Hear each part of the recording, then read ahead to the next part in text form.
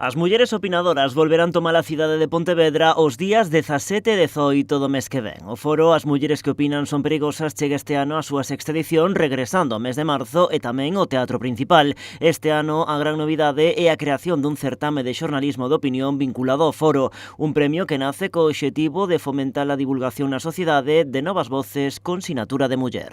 Promover e promocionar esa canteira de mulleres xornalistas, de mulleres opinadoras que moitas veces pois non é tan fácil atopar porque seguimos sendo aínda menos as mulleres que facemos opinión. Así que este premio vai destinado a que as mulleres que fan opinión tanto en Galicia como no Estado que siguen o Congreso se animen a participar. Ademais, as mulleres que opinan mantén a súa esencia de anos anteriores traendo a Pontevedra grandes referencias do xornalismo. Este ano con dous pratos fortes. A xornalista Mara Torres do programa El Faro da cadena SER visitará Pontevedra na xornada do venres 17. Sobre todo leva moito tempo tamén promovendo que a xente opine, non? Desde ese espazo do íntimo e do persoal, e os seus ointes toman a palabra constantemente nos seus programas, polo tanto, ela leva moitos anos promovendo a opinión tamén de quen non ten un altavoz constantemente. E o día seguinte tomará a palabra Rosa María Calaf, recoñecida xornalista cunha ampla traxectoria como corresponsal de TVE por todo o mundo durante décadas. Eu estou segura de que se saímos á rúa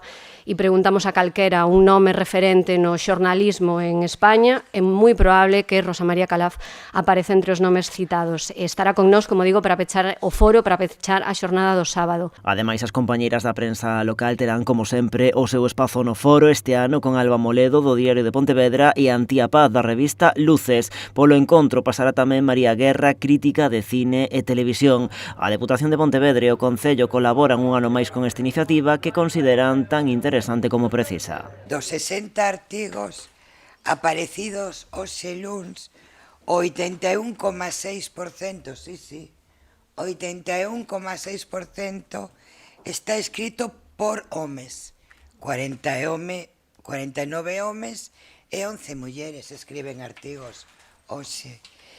E hai dous xornais nos que non figura ningún artigo de muller. Insistir na cuestión de que as mulleres que opinan non son perigosas, sino que son imprescindibles, non? Son imprescindibles porque representan a unha parte da sociedade que non está representada, polo tanto, temos que chegar a esas cifras de igualdade ou de equiparar ese 50%. As mulleres que opinan son perigosas nacían no 2018 como antesala dun 8M histórico. Aquela primeira edición naceu como un berro colectivo contra o machismo no columnismo de opinión, transformándose pouco a pouco nun debate imprescindible sobre o xornalismo, a perspectiva de xénero e o papel da muller nesta profesión.